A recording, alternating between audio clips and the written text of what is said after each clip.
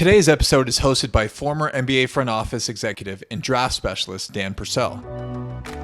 Being able to bounce and accept other people's opinions, that sometimes, your opinion could be wrong, and that's okay. But you want to bring it with education, you want to bring it with the facts, you want to bring it with your perspective. Welcome to the Sports Business Classroom audio experience. For the next few months, our show will be hosted by a rotating panel of industry leaders in their respective realms. Each host will bring on guests who they regard as experts in their field, so you can learn from the very best about the intricacies of the business of basketball. This episode is brought to you by Sports Business Classroom's Draft Academy, taking place March 29th through the 31st. Draft Academy is a live interactive experience for the basketball leaders of the future. The Draft Academy virtual experience is a 3-day interactive digital educational experience designed to give the future of basketball the chance to experience what it's like to be a GM on draft day and learn the skills necessary to be an effective front office pro. It is also a chance for your work to be evaluated by NBA executives. If you dream of working in basketball and want to take your basketball IQ to the next level, this program was designed for you. For more information, please visit sportsbusinessclassroom.com/draft-academy. That's sportsbusinessclassroom.com/draft-academy.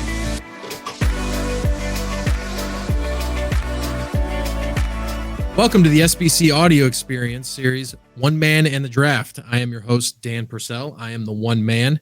And this series is going to teach us the process of getting to the draft, how to pick players, where scouts and player evaluators are in their process, and get you involved to see what you think is going to happen in this draft. So as we move further in with the podcast, over time here, we really want to get you, the listener, the learner, maybe you're someone who is just starting, that you want to get into the process, you want to get into understanding how to scout, or maybe you're a seasoned vet and you're looking for small little pieces that can help you along the way. It's not just names, it's about players and types of players and places they can go, and you're projecting who they are as people, who they are as players, and what they can do for your team and possibly in the league in general. I think that something like this is going to be very beneficial to anybody who wants to learn about the scouting process and anybody that wants to see how player evaluations work, what goes behind it. We're going to be having guests as the season goes on that have been there, have done that, understand their processes, and it's always good to have different voices with different, different outlooks and perspectives on players and things that they did. One of the most fun things for me was always bouncing ideas off of people. I was always, we had a really good culture of being able to bounce ideas off people. And I think that's one thing that I really took from that, was being able to bounce and accept other people's opinions, that sometimes, your opinion could be wrong, and that's okay. But you want to bring it with education, you want to bring it with the facts, you want to bring it with your perspective. As for me, if you aren't familiar with me, I worked in the NBA for 10 years with the New Orleans Pelicans / Hornets. I was a part of, some really good playoff runs, and met some, I think the best thing about my whole tenure was the people that I got to meet along the way, the players, the other scouts, our front office, our coaching staff. There's just really, really good people in the NBA and extremely smart. And when you're around those types of people, it really helps you become a better, whatever your goal is, coach, scout, player evaluator, salary cap guru, analytics, personnel, things like that. And before that, I had the largest AAU program in the state of Louisiana. And so it's been about 15 years now of me scouting, evaluating, understanding, seeing which players work out. And I think over time, once you get a look at so many games and you're in the gym so much and you're so many times, you start to see a flow of things. You start finding things that you like and things that you don't like. And that's what I'm here to share with you, is my perspective and things that I do along the way, but also what I've learned from really smart people along the way as well. Also looking forward to seeing other people's perspectives as well. Yours being one of those, as we go through our our mock drafts and having you all involved, and want to see what everybody else thinks about this draft and also the process. I'm looking forward to helping people along the way and help them see things maybe that they don't see, or maybe you can help me see something that maybe I didn't see. But throughout my career, I have had to analyze players. And, when I played in college, I was the same way. I was always trying to analyze where are the weak points, where are the strong points. I was never the strongest, most athletic, best anything. So I had to use my mind to get me one step ahead of the competition. So now that you guys have a feel for me and where I come from and who I am, I want to step into the world of scouting. I want to, especially for the draft. The draft is my favorite player evaluation process that goes into the league. It's my favorite. There's also, for anybody that's not familiar, you have guys who are mainly pro personnel, where they're going to NBA games and they're focused solely on free agency and the trade deadline. And that's a very important role. Absolutely 100%. But there's something about the draft. There's a body of work that goes into this, and the stakes are so high with the draft. I really revel in it. And I really, really enjoy that process and that challenge of, getting it to a point where not only do we pick somebody or maybe multiple people who help our team and the franchise, but also they help our culture. And that's where I always stood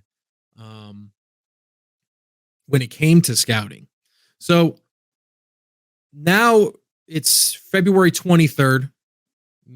If you had been a scout before, or if you're thinking about what you would have been doing up to this point, you should really be relying on that work to guide you into conference tournaments. And I segue that into our conference tournaments because it's so important this time of year. You have the beginning of the year in November and December where you have tournaments and whatnot. And then you have kind of a lull where you have teams that maybe play lesser teams trying to get their feet underneath them and find the way they play and work out kinks and whatnot. And then once you get into conference play, it really starts to heat up. You see guys have to make adjustments because you're playing teams twice in a year. So when that second time comes around, where's the adjustment? Do they adjust to what the defense gives them, or did they adjust on defense and in their game plan? So right now we're looking at saying, hey, conference tournament time's coming up. Where do we want to be? Where do we want to go? Usually in the ladder of NBA personnel, you have somebody who is kind of designated as the personnel person. It could be the director of player personnel. It could be the GM. It could be the senior vice president. It could be any of those people. It's really each individual organization divvies it up differently. And the way that you're guided is by where is your team at? Are you, eighth in the conference? Are you in the play-in game currently? Are you the number one seed? Do you have the worst record in the league? Obviously, those things are the first thing that you have to see is where your slot is in the draft currently. Because if you're Milwaukee, you don't have a lottery pick. So why would you go make sure Chet Holmgren is who he is? You might take a look just to be thorough, but you're not focused on that. Focused on him and putting a lot of resources and time into who he is and what he is and who he's not and all those things that go into that. So knowing who you are is the first key, where you're at and who you are. Second is your cap.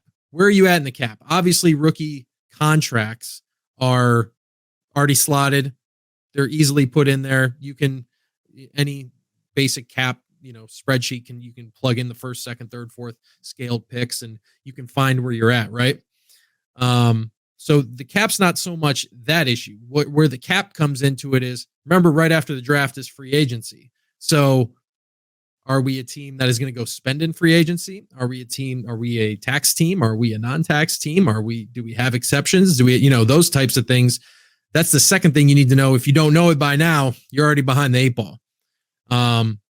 And then third, your expectations, meaning that the team's expectations, whoever your boss is or whoever's making the final call on who picks, in the first round or whatnot, where are our expectations? Where do we need to be in our process? Are we someone who are we like Memphis and we have a superstar on our hands and we have a really good role players around him? Where are we at in that process? Or maybe you're someone like Detroit. They had the number 1 pick. They drafted Cade Cunningham and said, okay, we need to build around this. So you can see the different scenarios that pop up. And some of this might be obvious, but some of it might not. And it's crazy that some, educators and, people that are in this, sometimes they skip these steps, and you can't skip steps in this league. If you skip steps, you might get away with it once or twice, but you're going to get burned eventually. The burn is going to happen hard.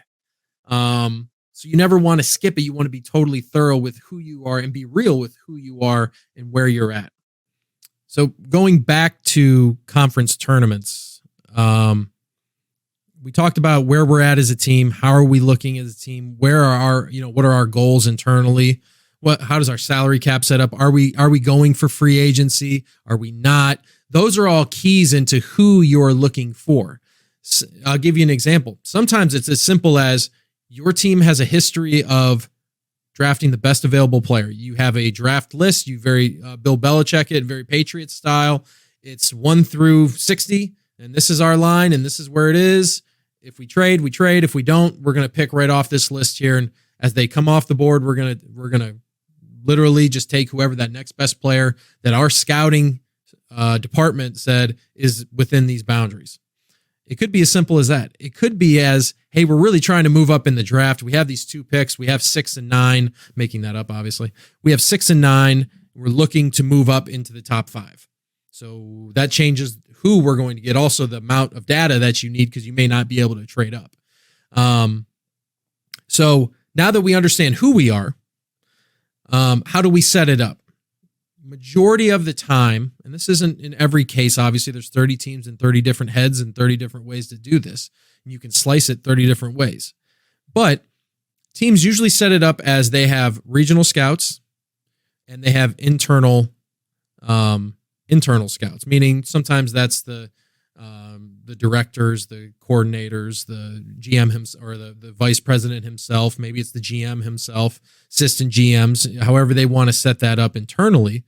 Then they go send, usually the person who's in charge of it, we'll say the GM in this case, because modern day NBA has a senior VP who's in charge of all basketball operations. And then usually you have someone like a GM or an assistant GM. We'll just call it for GM for the argument's sake. The GM starts putting together the schedule for where people will go. It makes sense if you have a West Coast scout that they're going to Vegas for West Coast Conference. They're going to Pac-12. They're going to, the West conference tournaments. And also they've been watching these guys all year, so they have a better feel than maybe somebody if we were to take them from the East Coast and plug them over there. Side note on this. See, this is what I'm saying. It gets very intricate. It gets very much into the setup. Sometimes this is reverse psychology where maybe we take an East Coast guy and we put him onto the, Pac-12, and he's been doing ACC all year because we want to get a well-rounded version of what the draft is, and we want less biased eyes on that person. You see how things can get. You can see how it can get kind of fluffy when it comes, and down into this type of stuff. So now that we have somewhat of a setup, we'll say for our argument here that we have regional scouts, but we're also going to send our internal scouts to other things as well, because you can't cover them all with one person. If you have a bigger regional department, odds are you're going to have more regional scouts at other, conference tournaments. Something that we did internally was that we had guys we wanted everybody to see as many people as, within the scouting department, go see as they could. Meaning if you're an ACC guy, sometimes they would send to the Big Ten because that's a good way for them to get perspective on somebody else. So when we come together, they have actually seen guys that they hadn't seen before. So let's say we have regional scouts and then we have internal people within the department that are in home base. We'll call it, we'll just take a Midwest team. We'll take Chicago just for, geographic, geographic option, and we say, hey, we're in Chicago. So we'll say we have a West Coast, we have a South, we have an East Coast, and we have a Mountain/Midwest scout. Obviously, they're going to have to cover most likely smaller conferences because they've been watching, if you have a Midwest guy, they've been watching Michigan State and Ohio State and Michigan and Big Ten and Purdue. They've been watching these guys already. So maybe they need to go to the Horizon. Maybe there's a guy in Horizon. There's a guy at, or in the MAC, for example, there's a kid over at Toledo who's putting up some good numbers, and maybe he's a prospect that somebody sees and says, hey, we need to go watch him in a really intense setting. So maybe that scout then goes see this. Then one of your internal people who are in Chicago, maybe they go out to the Big Ten tournament. And then maybe you send another internal person to the ACC because you guys we'll say Chicago is, they're slotted 5th in the draft. Well, ACC is going to have a lot of guys, namely at Duke, that are probably going to be available at your 5. We need to have our decision makers go out and see them if they haven't already. Odds are they have, but you want them to go see them in that scenario. So now we're geographically pushing people out left and right. We're going ACC, we're going to all the Power 5 conferences, but then a lot of the regional guys and maybe and this also gives lower scouting department people. Maybe some people don't get to go out as much and they're doing more database management and things like that. It gives them an opportunity to go out and see smaller conferences as well. I remember in the beginning, I was able to go see SWAC, and I was just like, this is actually cool. Like, this is, it gives you a good base of, hey, this is, now we can, how can I see this on a bigger scale with Power 5 players? And again, not everybody has to come from Power 5 conference, but the level of competition is just going to be a little bit higher in that case. And now we'll get to the European part and the international part, by the way. We'll get to that part, but I just want to try to give you guys some boots on the ground process of where we're at in this. And this is why it gets really hard. You could go and your scout, we'll call it the West Coast scout, has saw Oregon. I'm just using Oregon as an example. Has seen Oregon 3 times, and they have 2 guys that are possibly first-round picks. One's a borderline, the other one's top 10. You then have one of your internal scouts, maybe it's a director or whatnot, and they come back and they say, I don't think he's good enough. Or these guys are great. I don't know how you could see that, and I don't know how you could see that these guys aren't good enough. These guys are both top 10. That's where you get your differing opinions and you start to, talk things out and really start to read what other people have said, other people are doing. And then I think one of the biggest questions that I've gotten when people talk about scouting is how many games to watch. It's actually one of the biggest, it might be the biggest question that I get answered. I get asked it all the time, honestly. How many games do you have to watch someone before you have a feel? Personally, I have a feel after the first game. The second game confirms my feel. And then games 3 and 4, I try to have an open mind and say, let's see where he goes. Let's see what he's adjusted to. And then after that 4th game, I write my report. So that personally for me was a way to say, I have enough data to where I can write a full report on somebody's about 4 games. And that's just one report. So how I would manage, doing scouts, if you're trying to do them, by yourself, or maybe you're with a team right now, or maybe you're trying to get to a team, or maybe you're a part of a scouting service, whatever that is, I would always recommend a 4-to-1 ratio of watching 4, writing 1. And now, obviously, you take down your notes and you write down, he did this game, he did this, that game. Really liked his burst. I really liked the way that he was setting guys up. You say it's a point guard. He's setting guys up on the ball screens. He was really good at manipulating the screener twice. He got re-screen, things like that you want to put on there. And be detailed in those small reports. Because if you get the details in those small reports, they all come together in the full report. And I know this could be a lot of information all at once. This is how it works. And this is how people have to put all this information into what they're doing. And then think about, I want you to now take everything I've said, and this is just one small piece. And now you have to add it and say, hey, I am the person, I'm the senior VP, I'm the GM, whoever is making that decision. Think about all the data that has to be sifted through to make that one decision. And I think that's where I'm trying, this podcast will get us to the point, hopefully, where you understand some of the process. Obviously, you're not going to understand every little nook and cranny from me talking about it, but it gives you a perspective of there's a lot of information and there's a lot of process. Your organization has to be on point. Your bias has to be neutral. You can't go in with a negative or positive bias. Or, for example, I'm originally from Cleveland, Ohio. I'm a huge Ohio State fan, and it was the hardest thing for me was to walk into, onto campus at Ohio State, go watch D'Angelo Russell, and not be like, oh my God, this is Ohio State. This is what I always dreamed of as a kid, yada, yada, yada.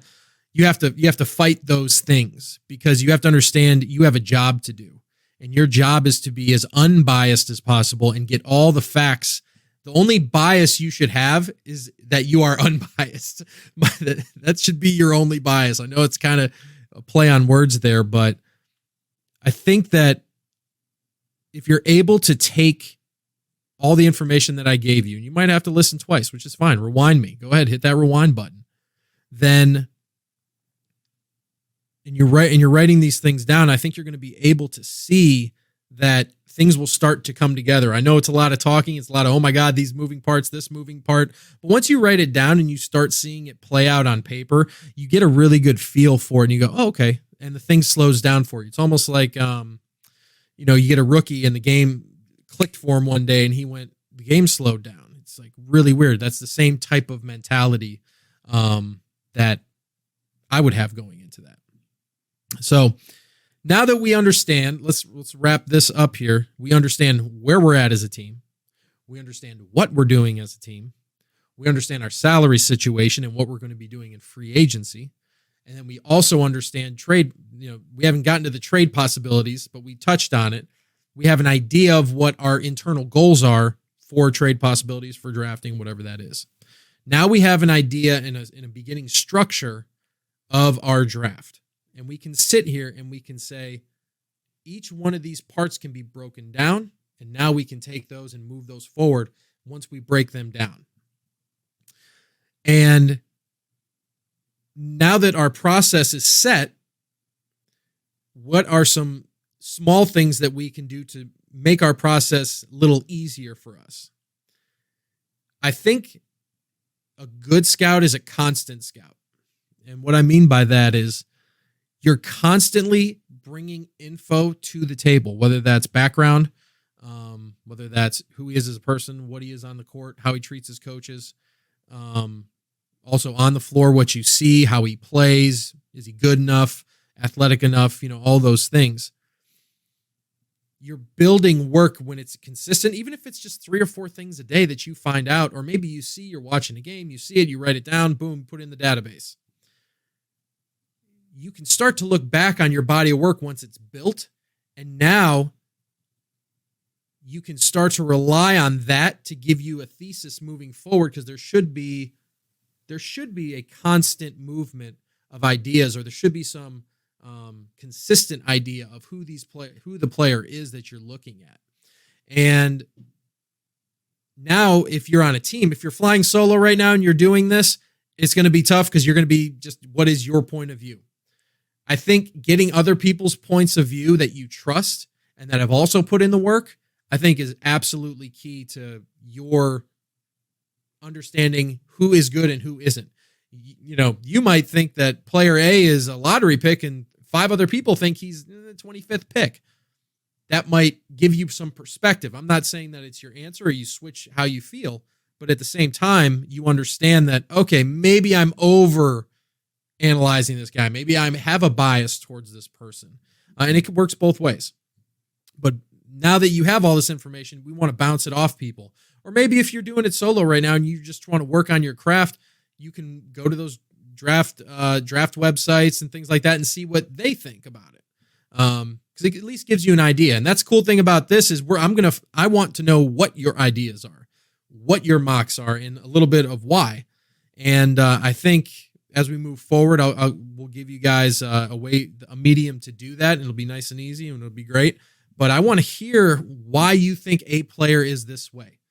And also I want to know how you're mock drafting, how you're looking at things, how you think that this can go.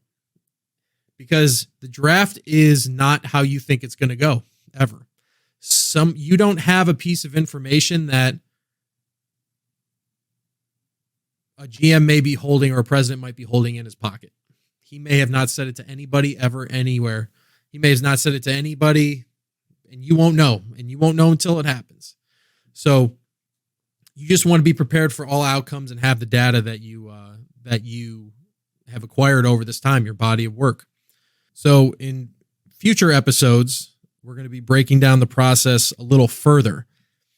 The first one, I wanted to throw some information at everybody and see if they can I wanted to see if you can keep up a little bit. I want to see if, this is how fast things move sometimes. And if you're not prepared and you haven't been doing a body of work and you haven't been consistent with your analysis on players all around the league, then you're going to find there's going to be holes. And I don't know if you're going to really want to present holes to people that are, making big decisions off this.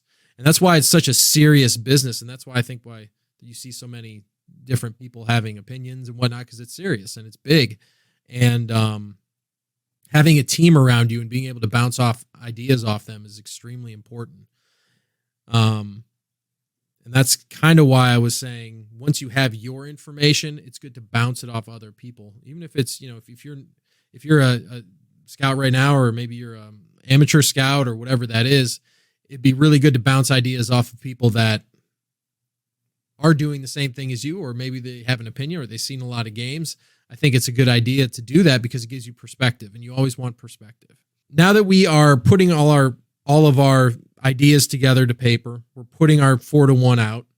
We're saying we like these players, we don't like these players. We've talked to our colleagues. We've said, hey, this is where we're at, and now we're going into conference tournaments.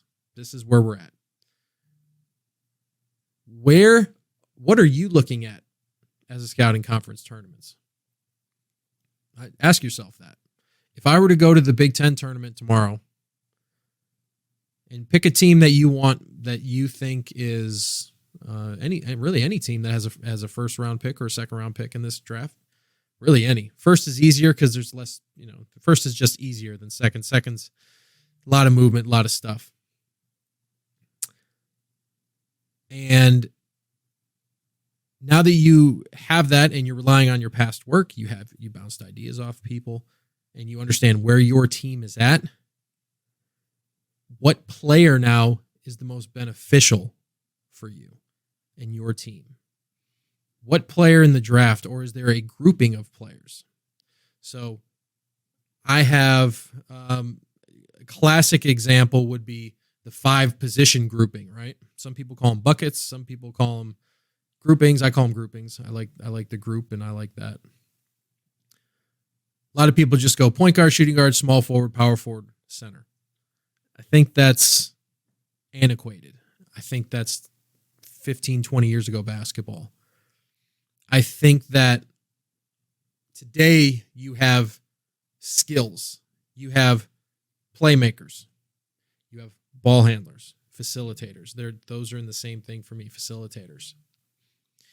You have guys you have shooting bigs. What do you call those, these days? Shooting bigs? That's just what it is.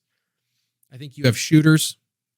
I think you have screeners. I think you have rebounders. I think you have energy. Those are the type of words that I use for my groupings. So I'm looking at someone like, we'll just use Chet as an example again. Kind of can do everything, right? He can shoot. He can rebound. Not very strong, though. Not super high energy. He's not super bouncy. So where would I put him?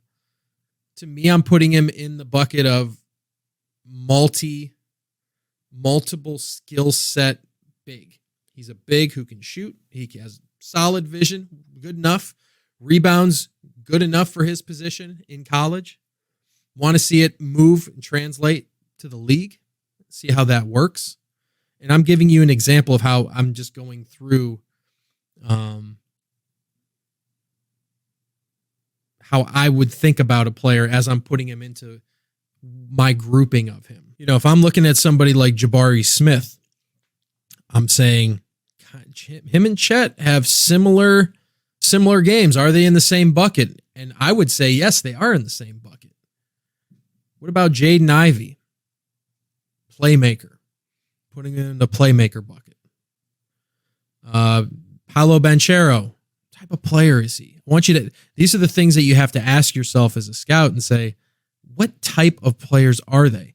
And this is where you have to go back to the tape. One thing that I will pound into the minds of anybody who's listening is tape, watching tape, going back to the tape. There's a whole process of you do your 4-to-1, you talk to your colleagues or people that know, have also done research and also have ideas. You talk to them, see where they're at, and now you're coming back and saying, maybe my perspective is wrong. We go to the tape. As you're making your buckets, I'm saying right here, I'm just going through my list as we speak. I have it written right here. Where am I putting Jaden Hardy? What bucket is that? What bucket am I putting Blake Wesley? These are the types of things moving into this draft that I want you to start thinking about.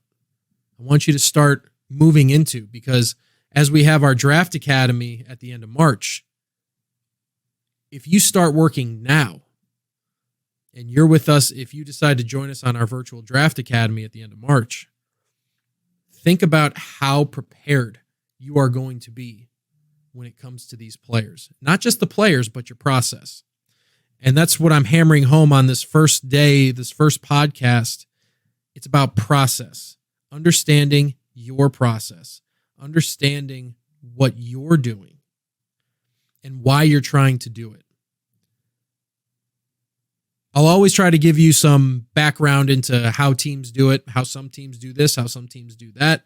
You may already know, you may not. But I think the most important thing is getting to understand your process. And your goal is to be you want to be a vice or a senior vice president or a president of an NBA team. You're going to have to know how to do this stuff. There's a reason that in 9 times out of 10, the person calling the shots, making draft picks, they got there for a reason. Most of the time it's because they've been through the trenches. It's not just some former player. For example, Danny Ainge just doesn't know how to do stuff. You know what I mean? He's like, oh, I'm a former player, so now I'm this. That's not how it works. He went through some stuff. He learned. Also being super smart helps. But as your process moving forward, and again, I hope that you join us for the virtual academy at the end of March. More info will be out, obviously, at SportsBiz Class on Twitter. I want you to think about where, if you haven't started your process yet, if you're behind the 8 ball, which you are, I'm sorry to be the bearer of bad news, but you are behind the 8 ball here. Start looking at where teams are slotted currently. For example, I believe it's Orlando, Detroit, Houston, OKC, Indiana, Sacramento right now, top 6. See where they're starting to go. Also start looking at Portland, multiple first-round picks. Oklahoma City, multiple first-round picks. Start seeing what their situations are. Where are they at? What types of players do they have? Go through the process. Take a team. See if you're any good at this. See if you can do this.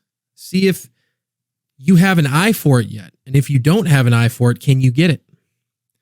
And I think that's the beauty of this podcast as we move forward is I'm going to be giving you opportunities and processes to do your own work and coming from a professional perspective, not just, hey, I randomly do this and it's fun. Like this is, obviously it's fun. I mean, let's not get it. This stuff is super fun, but there's a process and a seriousness to it that needs to be respected and honored. And the process isn't easy. And I think that's the biggest thing moving forward is understanding your process. You're going to hear me say process 30,000 times. If I was with the team, you'd be hearing me say culture. I would say culture a lot. Our culture is this. Our processes are this. And this is the way that we are. And I think that's a lot of where you should start coming from, if, in my humble opinion, is saying, what's my process and getting it down? Do your 4-1. Start watching games. If you haven't already, if you are watching games, watch more. If you don't know which teams are where, find out. There's some great resources out there. You know, Eric Pincus, my friend, Eric Pincus does a great job with salary cap. Understand where they're at. Email him, ask him, hit him up on Twitter at Sports Biz Class. Like, do these types of things because they're going to help you. You know, ask Dave DeFore about international scouting, what it's like, how it goes. I don't think he's going to be one of those guys that says no. You know, or ask other guys who are involved. You know, we've had guys, GMs, everybody and their mom that's been involved with SBC has been great. They're great people. So for next week, you have some homework. Pick a team, start a process, go through the things that I laid out earlier. If you don't remember, write them down, go back in the podcast, rewind me. Let's talk about it. Let's figure out where we're at.